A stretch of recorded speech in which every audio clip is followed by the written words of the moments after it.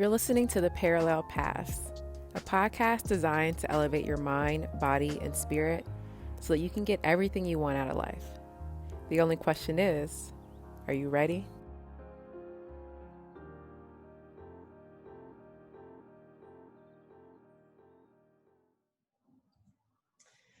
Welcome back to the Parallel Paths podcast. I'm your co-host, Makita Moore.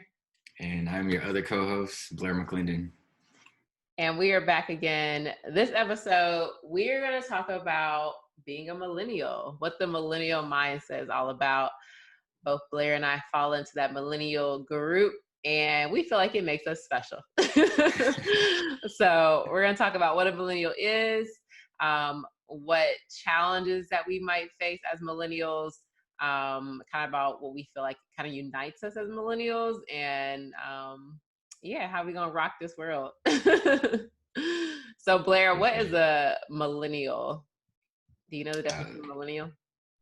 I don't know the specific definition, but I think it's one born from 1981 to 1996.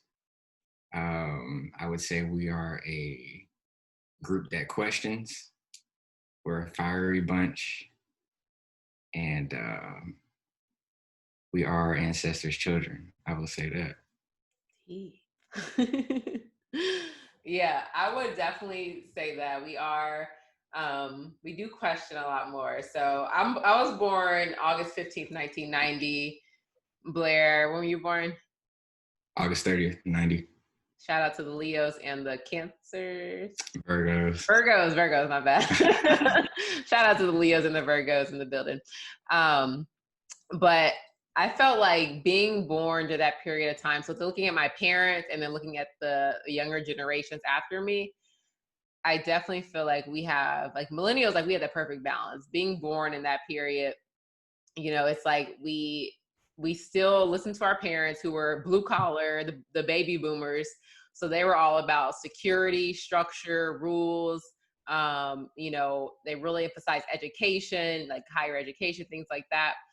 And I feel like we understand that because we were raised in it, but we also, like you said, we question stuff. We're like, y'all been doing it that way, but do we have to keep doing it that way? Like, it makes more sense to do it this way. Right. And I think we've been bold in our ability to challenge that.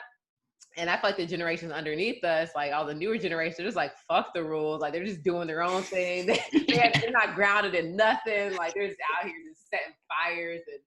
And I feel like a part of that is do they understand kind of what life is about? Like, do they understand the grants? Can they really see life for what it is in order to have a positive impact with the current state of our world?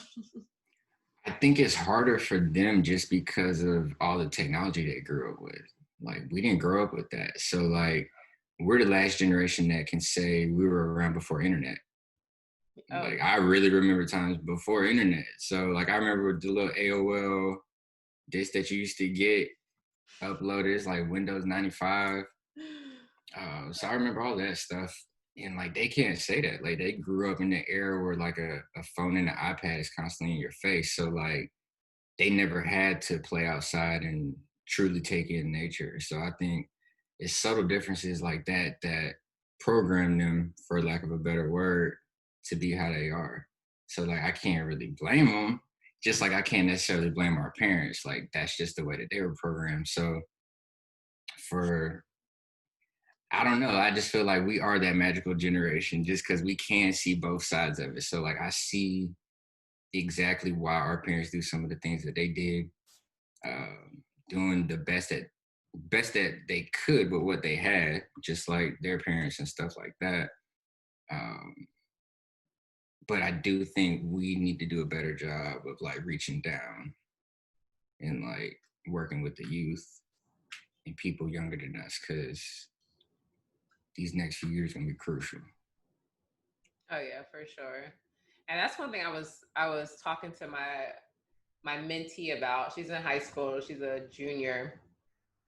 And she told me, she gave me one, and she was like, "Kid, I want to be woke." I was like, okay. I was like, great.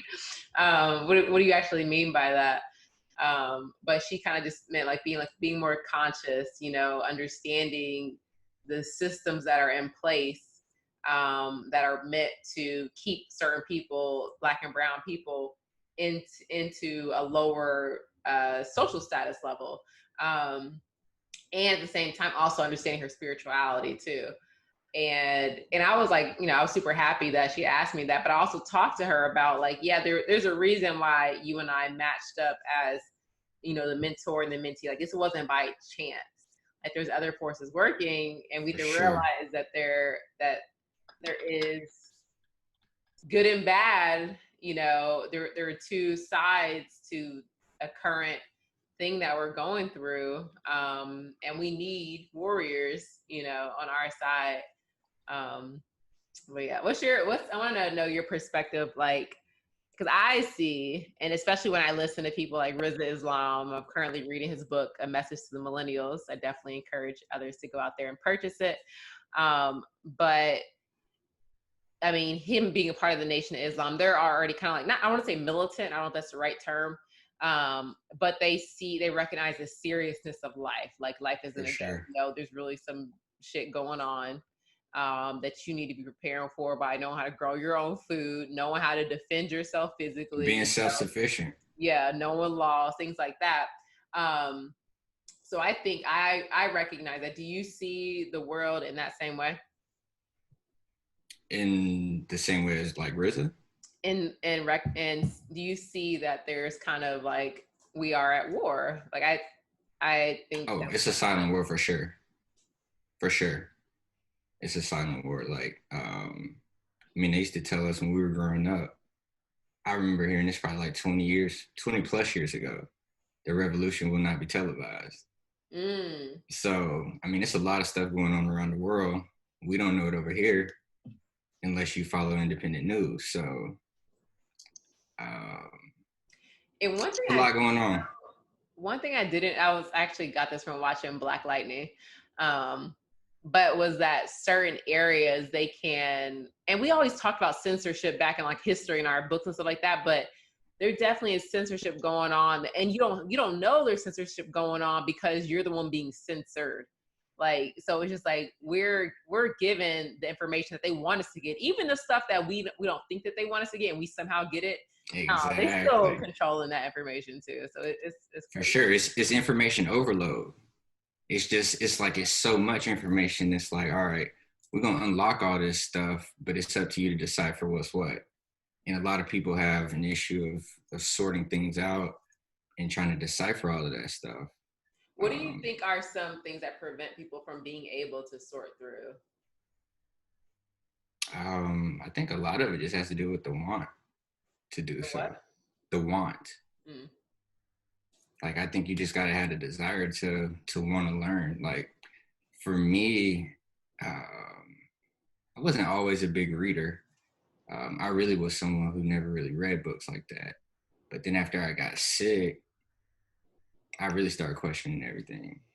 You So think I it's started a reading millennial everything. thing, or do you think like Hmm? you think that's a millennial thing What? that kind of drove you to want to learn and to begin to question, or do you feel like that is just like regardless of when you were born? No, I mean, I've always liked to learn. So that wasn't anything necessarily new. I just wasn't always a reader. So, like, I might learn different things, or I'd be active, I'd be doing different stuff. So I think as I started to get older, especially like in my mid 20s, I just started reading. And like, you come across a lot of stuff to where I think you kind of take the awakening in stages. Like, at least for me, it was a lot of like enragement, like a lot of anger and stuff at the beginning. But then the deeper I got on the journey, I was able to like take a step away from that. It's not about the external, it's about what's going on inside. So it's it's a lot easier to control your personal environment than everything else that's going on. Have you 'cause I'm thinking about times where now that I'm becoming more vocal in my journey, and I'm being more public and speaking and things like that, I do find myself when I'm talking to my parents about topics that, or kind of trying to challenge their current way of thinking, or show them that there is another way, a different perspective on an issue. Um, Forgot my point. I was hoping that as I talked, it would come back. It definitely happens to me all the time. Oh, just talking about like the stages of awakening, like how I started out mad, and then I was able to kind of, reel it in, like as I started learning about different healing and all that type of stuff, being more aware of the thoughts and stuff like that, and Yeah, I'm a so lot more at peace. Like I know some shit going on for sure. Like it's that don't go away, but it's not chaos internally. I can't let that happen. do you feel like you fluctuate between acknowledging and not acknowledging what's going on? And I ask that because sometimes I feel like I'll get a dose of what's going on. Okay, it'll hit me a certain way, and then I kind of go back into my bubble to where I'm a little oblivious to what's going on and a little out of touch, and then something will bring me back. You know. I would say yes, but I think I have a whole different perspective on it now, just because it's like, yeah, I'm very much well aware of what's going on. But like at the same time, I don't have to get on social media and see somebody being shot in the street to know what's going on. Like I know what's going on. So I think really the only thing that you can do in the meantime is just continue to prepare mentally, physically, spiritually. Like it's all three levels that you got to be ready for. So prepare. So prepare, like literally preparing for warfare. So if you could go through your day, and what are the ways in which you're preparing in your lifestyle, mentally, physically, spiritually? What's your, how does that preparation manifest in how your day looks? I Your mean, lifestyle. I feel like you got to start with meditation. You got to start the day with a clear mind. I always do something physical, something active. So yoga, lifting, a little cardio. And this is also something that's more so being pushed by our generation too, is wellness, is holistic wellness. Yep. I would agree, for sure. It's definitely a lot more healthy people in our generation. Like I remember in college, I feel like at least 80% of the students worked out. Mm-hmm. Yep. And everybody was in the gym. So that's dope. Um, so I said, what, lifting, eating. You gotta eat. You gotta eat better. A lot of that stuff starts with your diet. Like for What are you the to main even things that you set recognize, out? yeah, like for you to even recognize and be able to optimize your body how you want it, like you gotta eat right. So that's a big key. For me to have like a big sweet tooth like I used to be able to have the discipline to only have like vegan and gluten free desserts maybe once a month, if that. That's a huge leap for me. Mm. So If you people had to cut out 5 things that they should just really eliminate from their diet to have better physical and mental health, what would be like 5 things that you would recommend, just from your own experience? dairy, meat, um, processed foods, sodas, and bread. Yeah. So, and processed foods, for people who might not know what processed foods are, that's anything that has been made in a factory. It's like in a box or a bag where it has ingredients on it that you don't even recognize. Those are processed foods. Actually set in for a virtual self-care summit this past weekend. It was actually hosted by my sister. Shout out Mecca Tart. And one of the physicians on the panel, she was saying that the two things that people should definitely cut out of their diet: sugar. So that's gonna, what Blair said, that's gonna be the bread. That's gonna be what was the other things you said too?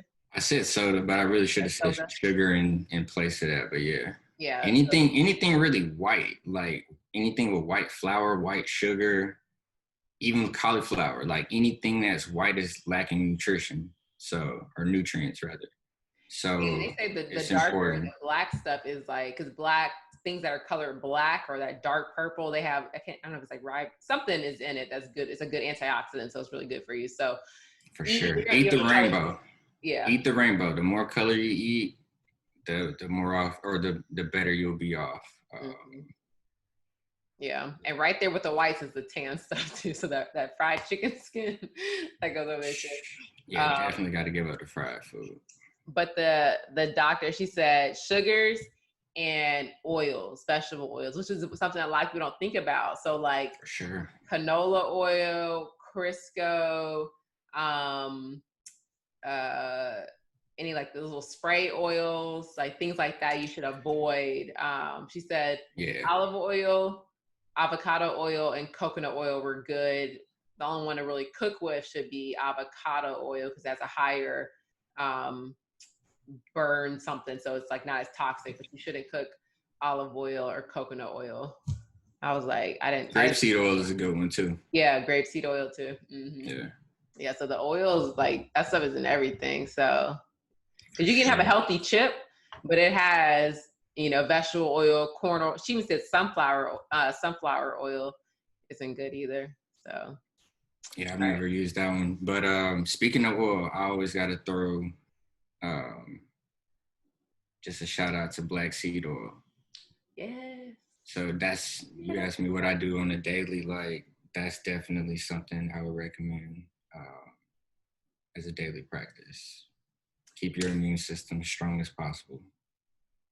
Mm-hmm. And the thing is, your immune system affects so much more than your ability to feel sick. Like, because then if you think about it, if your immune system is suppressed, everything else in your body is having to work overtime. So I noticed this past week, it's been about a week and a half that I like stopped taking my black seed oil, partly because I was traveling.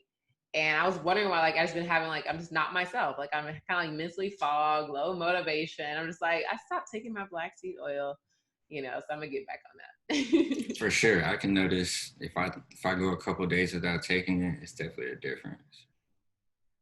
For sure. Black seed oil. Okay, so you said meditation, yoga in the morning, what you eat. What are other things that people can be doing to kind of build that warrior lifestyle, prepare themselves for this world that we live in?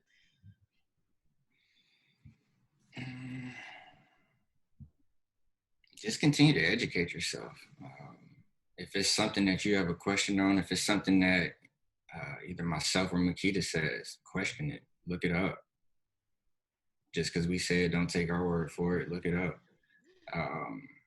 It's 2020, it's research, there's plenty of information out there for everybody. So that's why even when it comes to like debates and stuff, I'm not even arguing with people. Look it up. Yep, no excuse. And other things I would add to that, on top of continue to educate yourself and use different methods, like, look at some books, go to YouTube. For sure. Watch, whatever you like, consume in different ways. Yeah, don't just take the first source either. I do that too often. Yeah, use discernment, like really, really think about and try and figure out where the information is coming from. And by discernment, that means, and part of that requires you to be a little bit tapped into your spirituality to hear something and be like, does this resonate with me? And if it doesn't, then, because like there's a lot of things I hear and I only have to hear it once. And I'm like, I know that's truth, or it's truth enough for me, or I'm willing to try it and then suffer the consequences if there are consequences. So I really rely on my spirit. Like, does this resonate with me? Versus I never thought about it like that, but for sure, like if I feel good about it, I'm riding with it. Right. Yeah. Follow the feelings. another thing I feel like is important. This is something that Rizzo also highlighted in his books, or it might have been one of his talks, but it was like, you need to know how to grow your own food, especially things that can heal your body. And you need to be able to physically defend yourself in this current world that we are in as millennials. Yeah, so I guess I failed to mention the garden, but I do have a small garden that I'm working on too.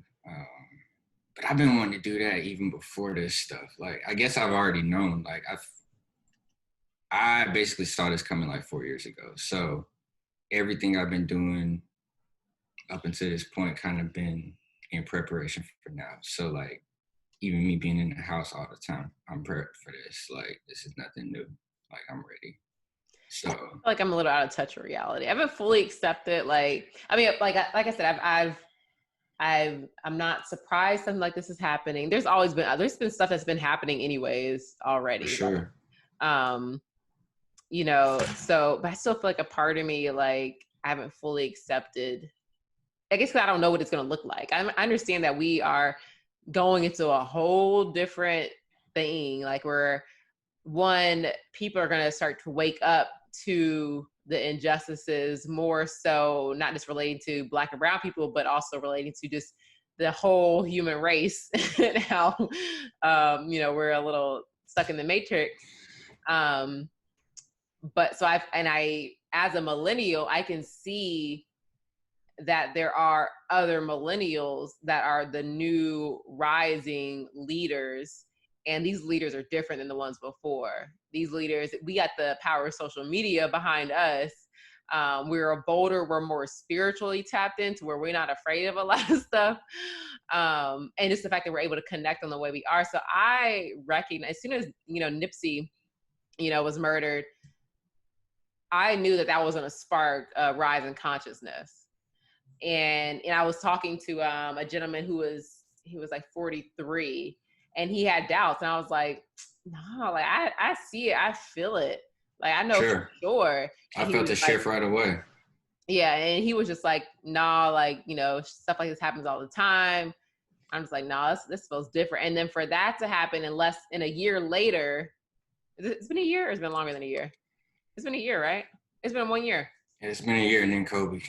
Yeah, the year, and then Kobe happened. A lot of people didn't necessarily think about Kobe in the same way as Nipsey. And I didn't. When Kobe died, I felt a weird energy about how he died. Immediately. I wasn't settled. Yeah, I wasn't settled with that. And then later on, I received other information. I was like, okay, this makes a lot more sense. But so like to now have that happen, and then now to have this COVID situation where now they're saying we're going to put all these vaccines on everybody, and they're going to people's houses and test, like, so there's a lot of stuff now that I think people are just like, nah, like, okay, I'm gonna start listening to this person. I'm gonna start listening to these people who are really talking about ownership and being your own physician and things like that. So for sure. When it comes to the vaccine stuff, I want the people who are recommending it to go first. But the thing is, a lot of them, I want them and their whole family to go first. But I want to see how they react to it. Give me 90 days. Let me see how y'all react to it. Take everything on the vaccination list. Let me see how you react. But nobody's gonna hold them accountable to doing that, and then they aren't. Yeah, because even recently, I was talking to my parents about this. I'm like, I'm kind of glad I'm no longer going to be working in a hospital, because if you work in a hospital, you have to get those vaccines, like the flu vaccine, or you have to wear a mask, like, all the time. But like, I don't want to work in, especially that's the best part of being an entrepreneur. Like, you're not going to mandate what I'm going to do with my body. Like, get out of here. And that's another millennial thing. It's like, no, get out of here. Right. You're not putting that in my body, And I think some of the younger generations don't really understand, what is the tools that they're using, how they're using your body. The older ones don't either, though. The older ones don't either. Yeah, they don't. Yeah, man. Go ahead. It's sad. It's tough. It's tough. But I mean, for me, I already see healthcare completely different. Just going through my situation, like I really feel like them folks tried to kill me. So it's different. It's Yep. different on this side.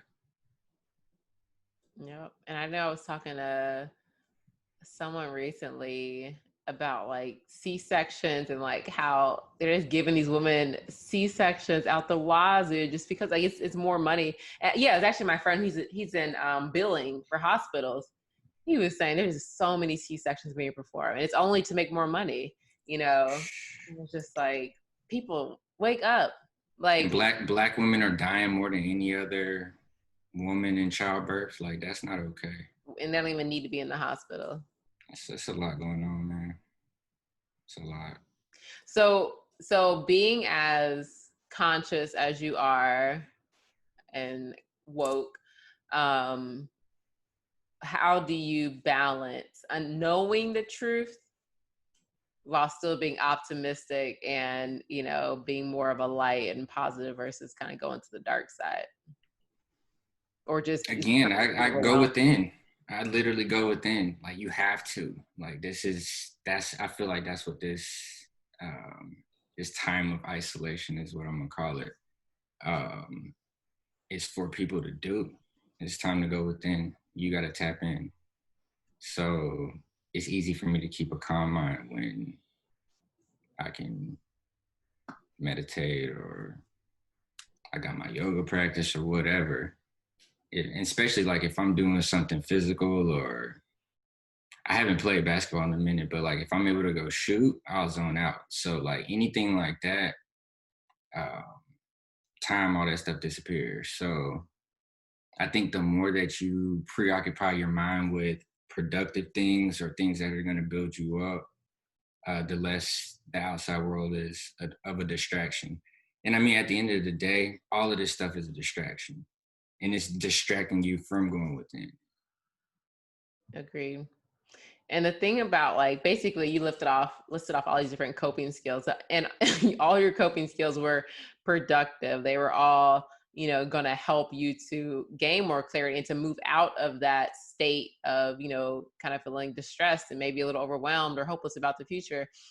And we have to realize that our world is designed to give us coping skills that keep us in that hole, right? So this country pushes alcohol so much.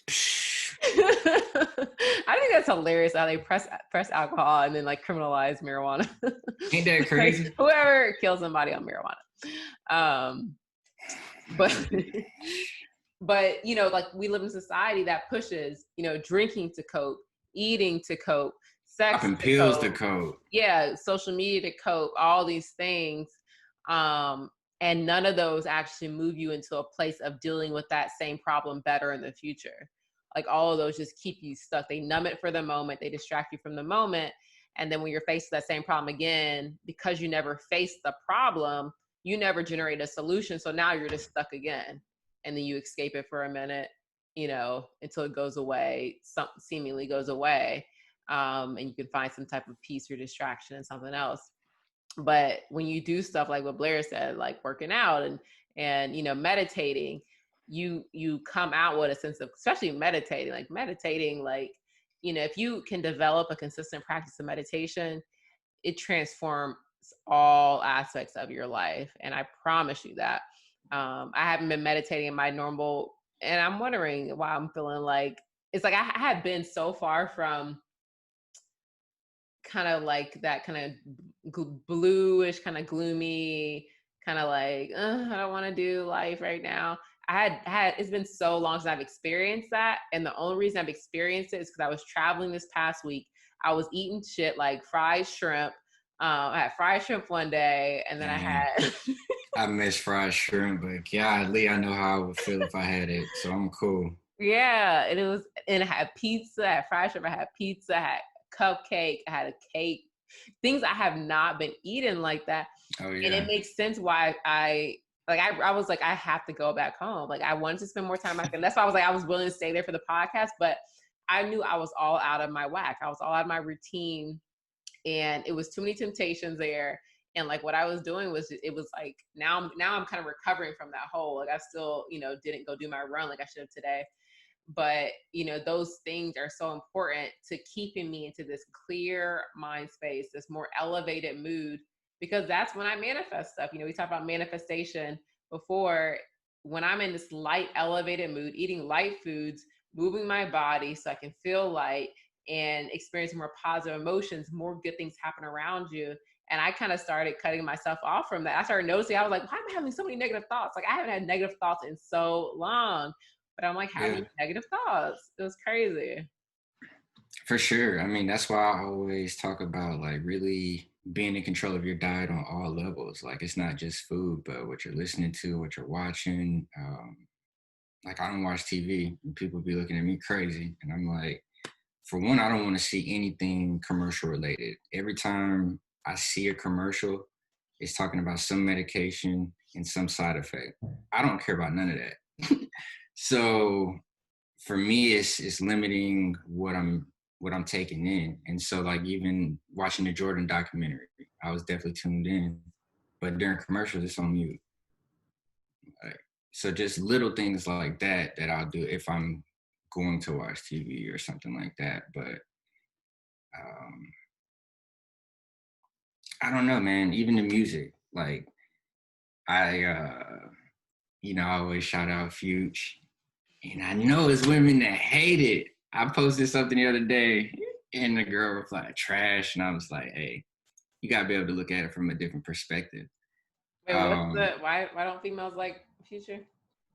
Super misogynistic, and then I'm sure because of the kids and baby mom stuff. I don't know. I don't be on Twitter and stuff like that anymore. But so I really don't know why people be tripping, but I think they judge him for just telling a story. Like he's literally talking about his life and then people throwing him under the bus. And I'm like, how you really judging somebody on their artwork, like and trashing them for it. So it's just like, yeah, it's just like, don't listen to it if that's the case. And so that's what I think when it comes to like our energy and attention, people get so engulfed in like the social media and like the hype of what everybody else is thinking that they're not truly even giving certain people shots or even just feeling how they or what their own opinion is of it.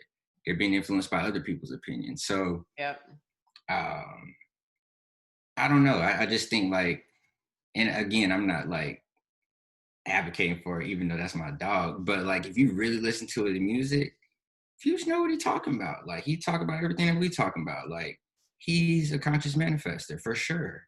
So, yeah, it might not be the picture that you want painted, but that's his picture. Mm-hmm. Yeah, that's the thing. It's like, Blair and I aren't like. There's so many people out here who are conscious manifestors. Like so many in different forms. Like you just gotta listen to what they say, and I think a part of it is like until you understand the language, you won't pick up. So you're only going to hear that demeaning lyric. You're not going to hear the other part behind it. Yeah, exactly. Deep, exactly. You're listening for the negative. You're not listening for anything else. Yeah, so you can only receive what you are. Not to say y'all exactly. negative, but it like because there's books that I read or movies I've watched that the second time I watch it through with a different understanding, I now notice different things. And the same thing with music. There's some artists who I listen to the song, I'm like, dang, like I never realized they were that conscious. And it was because when I first listened to them, that song, I wasn't in that mental space to pick up on what they were putting out. So as you elevate, you start to tune in and pick up a lot more stuff. Who's a couple of the artists who you kind of picked up on that after? I got a couple that come to mind, and definitely when I was like first starting to listen to their music, I had no idea what they was talking about for real. I mean, like Drake was someone who I was like, oh, like he's got some bangers, but I didn't realize he, manifested things like that. He be talking about some stuff. Even on his last tape, he said that his house was his home screen. Yeah. Bruh, he literally Yep. giving you a key. I mean, of course, like Erica well, she's pretty obvious in her talking about magic and stuff. Erica Badu. I'm trying to think of other like more newer age, like Ariana Grande. She definitely touches on some stuff. That's cute. I've Beyonce. never listened to hers like that. I would say her new. It was like the new album that she put out. Well, she did date Sean and Max, so Right. that would make sense. And that's the thing. I was like, there's no reason she was around. No way she's around For this sure. and And like as much as like Max probably like in my top 5, like no lie. He up there for me. Like Mac, one of the greats. And Sean, I feel the same way about Sean. And like when Mac died, I really feel like I had lost like a friend. That was weird. Like I've never like I'm not big on celebrities and stuff like that. That was like Kobe level though. Like anybody who knows me know how I feel about Kobe. But Mac was like that same deal. And so when I saw that she dated both of them, I'm like, oh, me and her could be friends for sure. Cause like I really feel like Sean and Mac like family. But it's crazy. It's a lot of people. Like even with Janae Aiko, like we talked about her in the singing bowls, dating Big Sean. So they definitely out here.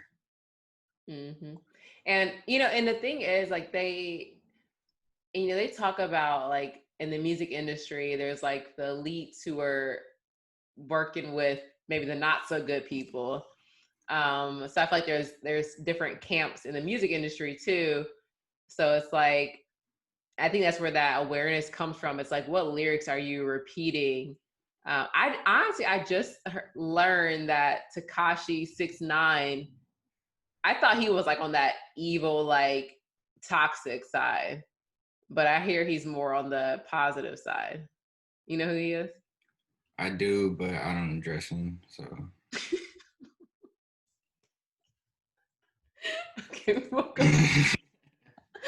See, I don't know enough about like what people's beef is with him, what he represents, or who he is, but I recently heard. Honestly, I don't know, and I don't care to know. Like it's just one of them things like that. So again, like it goes back to me really filtering like what I intake. Like I really don't care about this rainbow hair kid and what he got going and who he's snitching on. I don't care.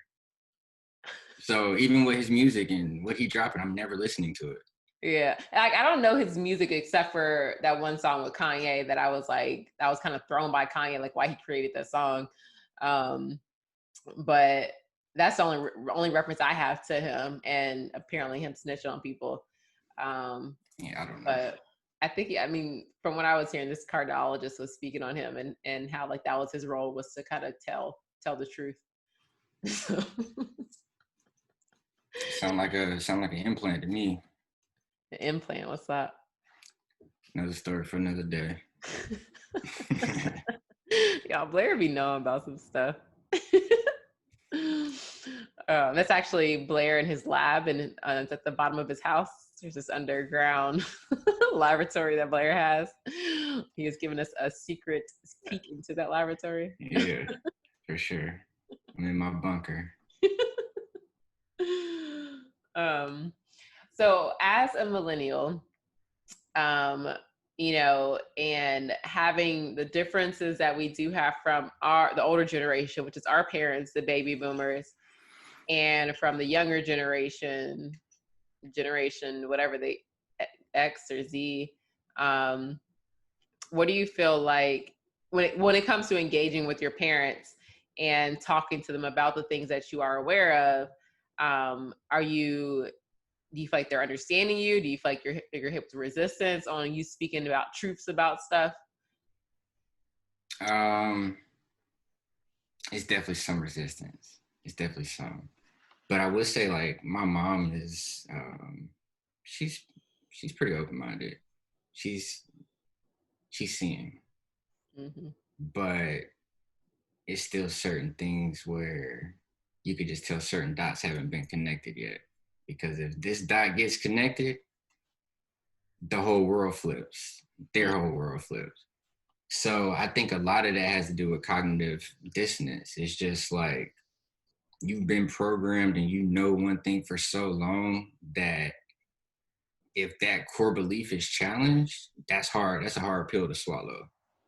And so it's I don't know. Like I honestly I think that's really the biggest thing that's what's holding certain people back. It's not like they might not be aware, but I feel like if somebody of the same complexion might tell them something, might not take their word for it, but then if somebody of an opposite complexion tells them,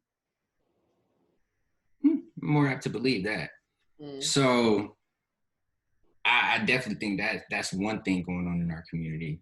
But And isn't that, and I think that goes back to the whole, the systemic, like the fact, I just feel like the reason why we're more apt to believe someone who is fair skinned versus someone who looks like us is that's been ingrained in us for so long, to believe, to trust the authority of a fair skinned person versus, you know, a person of color.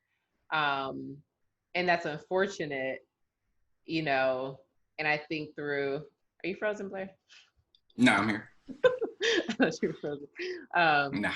But I think that's why it's important for us to put ourselves on platforms like this, to speak about stuff and to help others come to developing different lifestyle practices that allow them to feel okay with, okay, my whole world is about to shift if I accept this belief.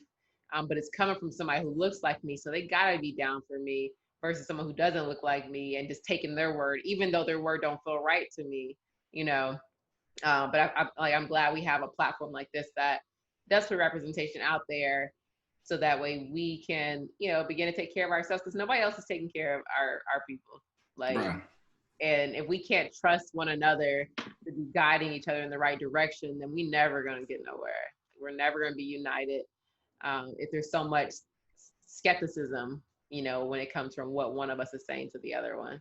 And I think a part of that is grounded in the fear of having to make changes that, you know, you don't believe you're going to make. Or I think with the older generations, you know, a part of it is challenging. Like safety and security was big for them.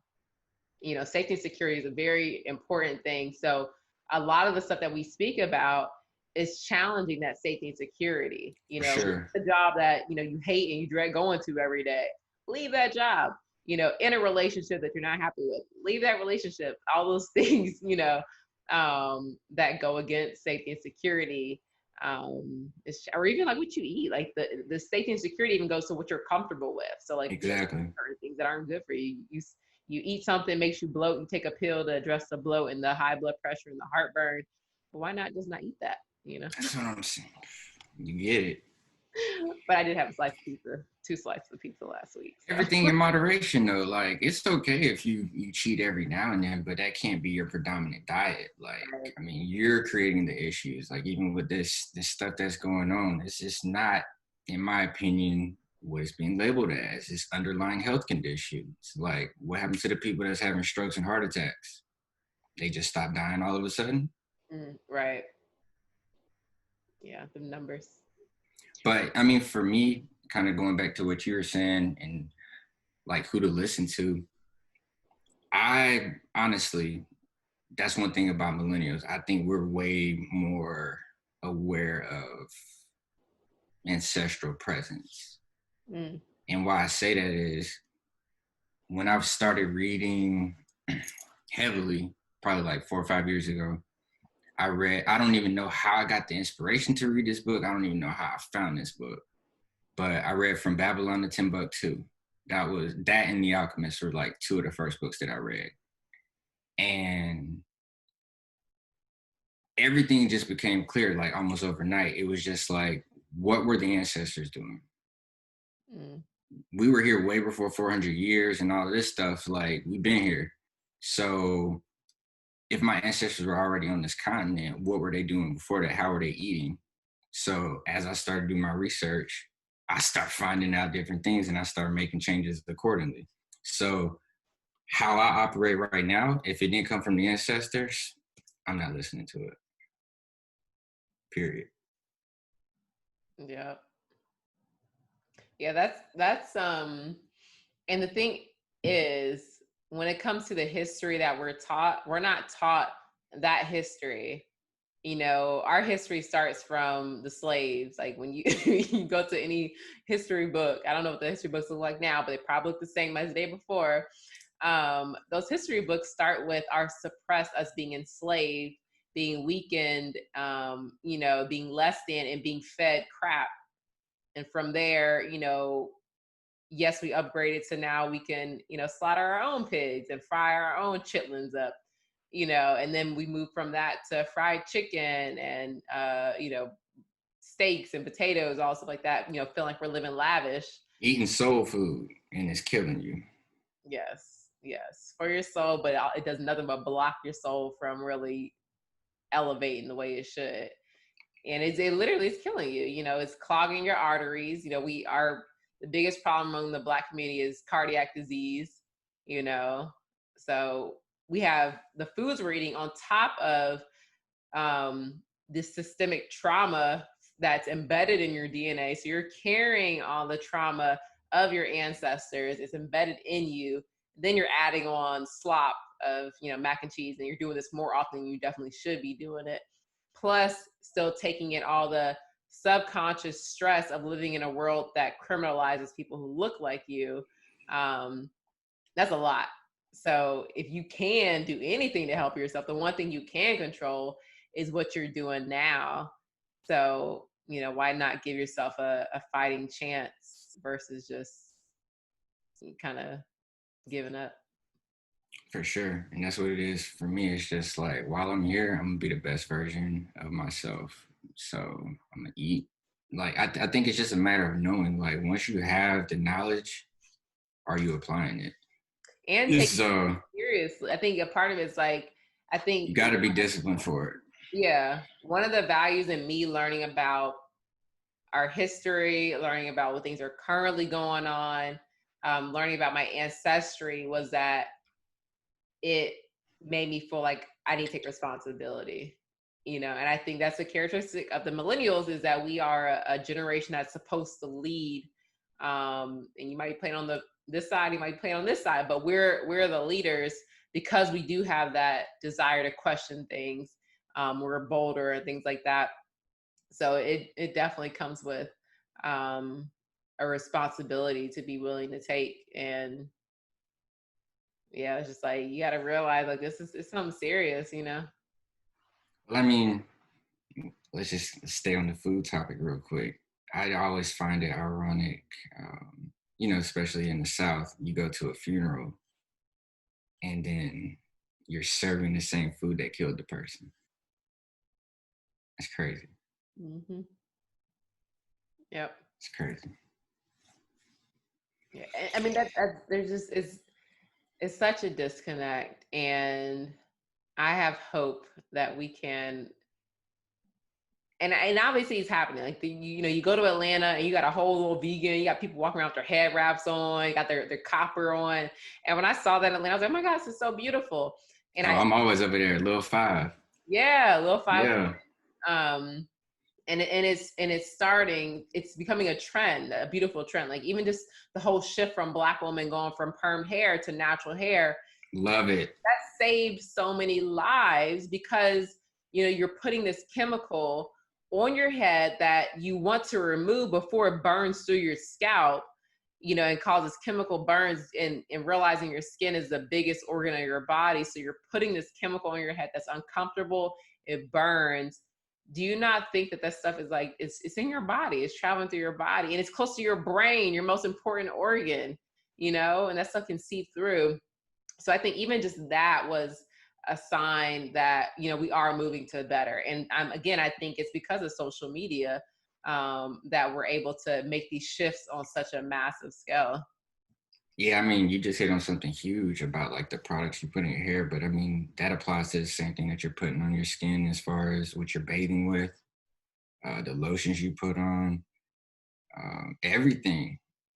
Like everything is connected. So, I mean, no matter from the toothpaste that you're using to the deodorant that you use. Like all of that stuff has toxins in some form or fashion if it's produced by one of the mainstream uh, manufacturers. Yeah. So, I mean, it's important to really look at ingredients on everything that you use, not just the food, but you definitely want to make sure that you're using organic products for sure. Yeah. And the thing is, like, we realize and we don't expect, because we did it ourselves, was to completely change or revamp our lives. But if you can just eliminate toxins just in a little bit, like just by, not drinking soda anymore, or only having one soda a week versus having a soda every morning, changing the type of creamery, like just do small things. And I would say, importantly, just take the time to like learn, like watch the documentaries on Netflix, um, like the Fat Ink or Rotten, and there's tons of documentaries on there that show you the chemicals that we're exposed to, both in the food. um and the thing is, we don't say all this stuff to make you guys feel like sad about the world, um which I know this episode is kind of going that way because we're talking about all the things that are going wrong in the world. But we say this because we love you guys. Like, we don't want to be the only ones who survive this thing and who are thriving. No, the whole point of us doing this podcast, me and Blair could have been having these conversations with one another all day long, but having the awareness and the knowledge we do, we felt this responsibility to share what we have with everyone else, because we want to see everybody win, and Everybody, not just Black and brown people, but everybody. everybody. Everybody should have a fighting chance. So everybody should have access to the knowledge that can allow them to have that fighting chance. So that way they can choose, to live or whatever, versus like not have a choice because they don't have any information to be able to have the awareness to choose. Um, but yeah, the world, it kind of reminds me of like Australia, how they say, like, being in Australia, everything can kill you. Yeah. Everything can kill you, but obviously we're not dead, so things take time to build up. I But mean, I'm from Florida. I'm built different anyway. So you live in Florida and you can survive here. You can survive in Australia. You can survive anywhere. So we built different. the Florida water. Facts. Facts. But one question I was going to ask, what's the biggest difference that you noticed in, let's say, one particular thing that you cut out, like from a health standpoint? I would say probably meat. Like, I mean, I've been a pescatarian since I was 10, so I only eat fish anyways. Mm. But even moving from eating fish to going vegan, I can definitely notice when I start eating fish again. Like, it's just a heavy anytime I eat cooked meat, there's definitely more of a heaviness. Takes a little bit longer for my body to process things. So definitely when I did cut out, I mean, I ate meat this past weekend. But when I'm vegan, especially raw vegan, that's when I'm at my best. Like, I can definitely notice the difference when I'm vegan versus when I'm eating some type of meat. How did you have that consciousness at 10 to limit your meat intake? I don't know if maybe there was an awareness that I wasn't able to acknowledge at that time. But at that time, it was, me cooking with my mom and me seeing the blood on like chicken, or like I hate like the little Oh, veins wow. chicken wings, like that grossed me out. I just didn't like the blood, and then eventually I stopped liking the texture of ground beef. I had a bad McDonald's chicken nugget experience. So just all those things compiling up, I was just like, I wanted to cut out all the meats, but my mom, she told me I had to keep fishing at that time. Wow. That's crazy. I remember, I mean, it had to be like post-college, but, really grocery shopping and being able, this is before I didn't have to watch those food documentaries on Netflix to know what was good and what was bad and all that stuff. Like, if you have any sort of visual perception, you can look at chicken and tell the difference of like the organic versus the non. Like, you can see the stress lines in chicken and like in the fats and stuff. Like, it's insane.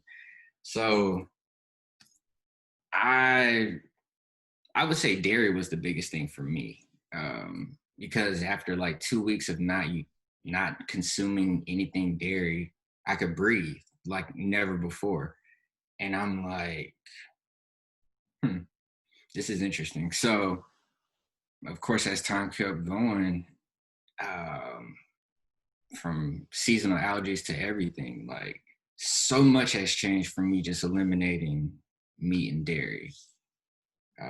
Like I said, I can breathe. Like I know people probably like, oh, I'm breathing too. You're probably not. Like a lot of people don't realize that you're not breathing. Like even in our conversation in this podcast, like I've caught myself holding my breath a couple times, being like, oh no, I need to take a couple breaths. Like I think as people become more aware of little things like that, like little stuff like that can open up so many more doors of just your perception on everything. Oh yeah. Just being mindful of your breath, just being a little bit more present. So Yeah, I asked one of my clients today. I was like, because I was asking her about anxiety and stuff. And I was like, do you ever catch yourself not breathing? She was like, no. I was like, just wait till we meditate and practice breathing exercises enough. You're going to start noticing that you're not breathing. Because I feel like for sure. Oh, for sure. that's There's like one no of my doubt. indicators of like, I know that I'm in my head too much is when I'm not breathing, you know? Same. If I'm taking these short, shallow breaths, oh, I'm thinking too much. Mm. So take a couple of deep, relaxing breaths and then mellow myself back out. But that's a huge key. And I know for years, had I known that, life definitely probably could have been so much more different. Just in situations like, um, even if you're handling situations a certain way, like you might be feeling something internally, like you might be okay externally, but internally you feel it. And then just me being able to breathe through certain things, like you don't get that same internal stress that you're putting on your body. So that part has helped me immensely because like even dealing with stomach issues and stuff like that, the Mm-hmm. breathing aspect of it is one of the biggest assets. Yeah. Yeah. The breath is so powerful. It's like funny the things I'm like obsessed with now are like breathing and meditation. Like I could talk about them all day and It's so crazy. yeah. It's so crazy. Like um, me and my homie Marcus were talking about that. I was like, I gotta be one of the coolest nerds anybody ever gonna find. Like I enjoy everything that somebody else will find nerdy, but I just be chilling. Like it's not Dexter's Laboratory level nerd. I honestly wish I was more nerdy. Like I wish I was like Low key, excessively nerdy. Like because knowledge, oh my gosh, knowledge is low key, power. Like you know. bro. Like I mean, and I stay pretty focused on the stuff that I'm doing. I guess for entertainment, like I can't forget my music and my artists and stuff like that.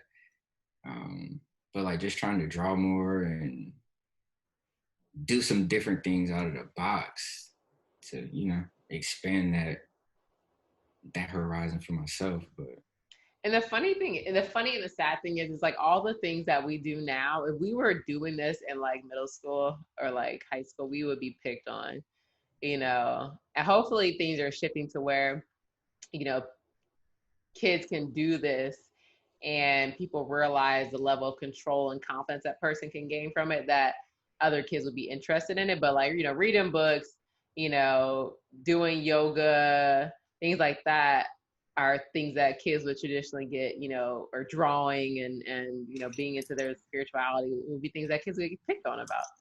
low key though, I feel like if I was doing it in high school, I would have been all right, just because of what I was doing in high school. Like I was an athlete, then I But was yeah, you get making that balance. straight. Yeah, I had a good balance, and so I feel like if I would have done it, and just from hearing people on the outside perspective, like me not even knowing this stuff, but like this is just people telling me like now if they've come across like, well, A, B, and C happened when you were class president or whatever, and kids would flock and lead by your example and all this stuff, and I'm like, man, that's crazy. So again, me not seeing it, like I don't look at it from that point of view. Like I've always been the same way. Like I'm just doing what's dope and trying to help, like, and inspire at the same time. So even back then, like as a kid, I'm just being the best version of me, like being programmed to be, you know, um, the prime student, literally, like the most disciplined. And that to me, really, that's what an A through F is. It's just like it's testing how disciplined is this kid. Is he or she gonna go home and study and pass this test? But for me, I was gifted, gratefully. I wasn't studying. So like, I hate kids like you. yeah, I mean, like I'm gonna glance over 5-10 minutes and then I'm gonna take the test.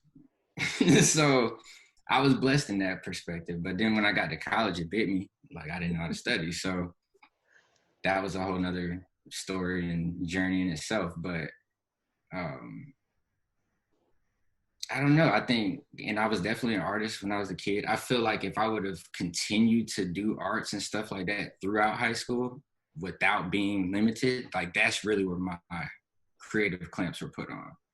Like my ninth grade year, we had block scheduling to where we only had 4 classes a day. Oh, I remember block scheduling. Yeah, so I was hooping at the time. And if you were on any organized team like basketball or football, you had to take a weightlifting class. And so basically, we had like weightlifting in practice during school and after school. So I couldn't take art. And that was like the first time I didn't take an art class since kindergarten. And then after that, I just kind of fell off. Um, but like knowing what I know now, still I would still want to go to college just for the experience part of it, but I would have definitely majored in, I mean, I kind of already had a business major, but I would have solely focused on entrepreneurship. Mm-hmm. And that's another difference between like being a millennial versus the older generations is like we don't like we no longer within our lifetime we didn't have to fight for the rights to go to school. Yep, So we don't really we're able to see it from a more objective lens to where it's like, is this really help like necessary for me or not? Versus to them, it was like, we finally got the right to do it. So yeah, go do it. Like you have like, don't take this for granted. Go do it while missing like, is this necessary or not for this child? for But I think sure. you can approach it with a clearer mind. Yeah, I know when I graduated with my bachelor's, one of the first questions my mom asked was, when was I getting my MBA or my master's? I was like, I'm not. And so we went back and forth with that for a minute. And I was like, I'm not changing my mind. I'm not getting it. Like, and at that point in time, I really wanted to work in sports and like working in sports for what I wanted to do. I didn't need another degree. And like at that time, I graduated undergrad with no debt, like no loans, none of that. So I was grateful in that aspect. And I'm like, you think I'm finna take a loan to just have another piece of paper? Okay, Right. cool. Cool on it. And then now actually being an entrepreneur and as much stuff as I've learned on my own through YouTube University, oh no, I'm good. Yeah, it's the ability to, I think it's the spirit of the millennial is the ability to see something and to be like, that's how y'all been doing it, but there is another way to do it. And I'm going to take the risk, and explore this other way of doing it, rather than just, and I think another part is like, which I think, I don't know, I don't know, I want to know your opinion on this, but I feel like the American dream and those traditional timelines, a lot of millennials are kind of just throwing that, like, we don't really care about these timelines that are set about, getting married and all that stuff. We don't care about none of that. And We don't care about none of that. the only reason some of us care is because our parents over here trying to tell us what to do.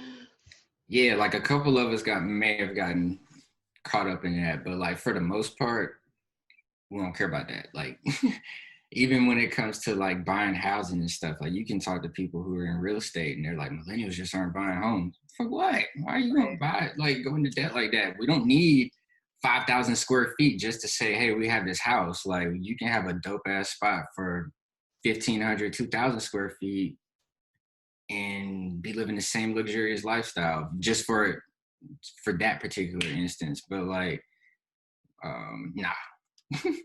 Millennials here to shake stuff up for sure. It's great to be a millennial. Not that these other generations suck, but we're the cool For kids. sure. Let's see. So, is there anything else we want to cover in the millennial mindset episode? Oh, I was probably going to ask, how do you feel about, let's say you were to have kids? I don't know what your timeline is on kids, but like for me personally, I need to see a couple things happen in the world before I even think about that. Like, I just feel like I'm doing the kid a disservice by bringing them in right now. Like, I need to have certain things in place, and I need to be fully self-sufficient. I feel like we're not worried about nobody else providing food. Like, I'm that provider. Like, on that level. So like, I needed some stuff to happen before I see it. But how do you feel about kids being schooled? Because me personally, I feel like grade school is the biggest waste of time ever. And I was gonna, this is the actual question. Were you rebellious like this as a kid, and how did you feel about school? Because my mom revealed to me the other day that I told her, even though making straight A's all throughout, fifth grade up to fifth grade, she said up until about middle school, I told her every day I hated school. And I was like, for real? And she was like, yeah. She was like, you would let me know every day I hate this shit. So I was like, I'm staying true to who I am. I was a real one then, a real one now. I think I was very, I grew up trying to appease everyone. Like I was just a peacemaker. So if there was a rule, I was going to follow it for the most part. I think in high school, I started breaking the rules a little bit more. But I think I don't think I was conscious enough to think like, okay, this system of school is stupid. I mean, I definitely had some substitute teachers. I'm just like, their method is stupid. It doesn't make sense. But I was such a people pleaser at that time where I was just like, oh, well, everyone else seems to be fine with this, so I'm gonna be fine with it kind of thing. So I never really bucked the system or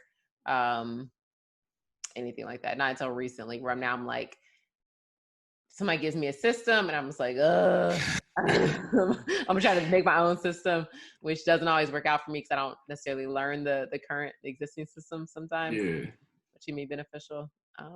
But yeah, back then I played by the rules for the most part. Yeah, I was gonna say I wasn't really bucking the system. I played by the rules if I'm making straight A's. But again, like it was too easy. It was just like, why am I here? So I guess that's probably why I was like, I hated school. I don't know what my rationale was back then. And I know when I got to high school, like it was a joke. It was a joke. Like I had a learning disability. Okay, so school wasn't that easy. It was like, I mean, I made all like high grades all the time. But I think I didn't see myself as smart, even though I was clearly smart because I was always getting good grades. I didn't give myself enough credit to be like, to really, I feel like that's like a male female thing too. It's like the whole confidence thing. Cause I know a lot of males who've been like, they've never had a jab to their confidence. They've always been confident. And I'm just like, what? Like, what's life like on the other side of not having ever been to self-doubt in that sense? But yeah, I think I always enjoyed school. Like I liked going in there and also was like a safe haven. Cause like when we're doing school, it means like people wouldn't notice that I was like a nerd, cause I was like in the social groups, like the popular ones, but I wasn't like a popular kid. Like I didn't know how to do all the cool dances. I wasn't cool, but like I looked cool enough. So I got pushed into those groups. But I was like, I don't know. that's funny. Nah, for me, I'm more so meant just like when I say it was a joke, yeah, it was easy to me too, but more like, for instance, my first week at UF in chemistry in Chem 1, first week, we went through everything that I learned in high school. So week 2, I'm like, dang, this is really a whole new ball game. Like, right. Bro, everything I learned, we just learned in a week. So I'm like, all right, where do I go from here? So and I mean, again, everybody's high school is different and stuff like that. definitely came from a small town. So just our opportunity in certain classes that were offered, like I didn't necessarily have access to like AB and IB. Like I could do dual enrollment, but in honors classes and stuff like that. So I just felt like I was underprepared by the time I got to college. And even looking back on high school, the only thing I really say that I took away that I still use to this day, other than basic math, I had a really good English. I had really good English teachers throughout, so like I can write fairly well, and then how to type, Oh yeah, like type on the keyboard. without looking. Yeah, like I mean, honestly, like that's really about it.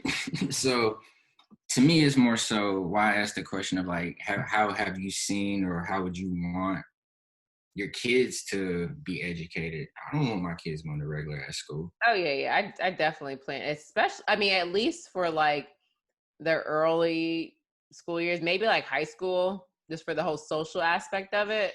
Maybe in middle, maybe even like later middle. But I want to be the one to form their mind and also teach them how to learn and how to access knowledge beyond what they're being taught in the schoolroom, and also to be able to self-monitor themselves, have to sit there for that many hours and do stuff like that. Yeah, so my kids probably won't be going to school until like later middle, if not high school. Depending on what school even looks like by then, it might even be Oh a whole well, different kind of format. But I mean, I have no problem my kids not receiving formal education unless they ask for it. If they really want to be in that setting, then yeah. yeah. I've seen some dope stories, like even Schoolboy Q and his daughter. He talked about it in one interview. Um, he took her out of public school, and she was able to jump like 2 grade levels within like I think he said like 3 or 4 months, something crazy. Like it was a wild a wild jump for the amount of time that she spent homeschooled.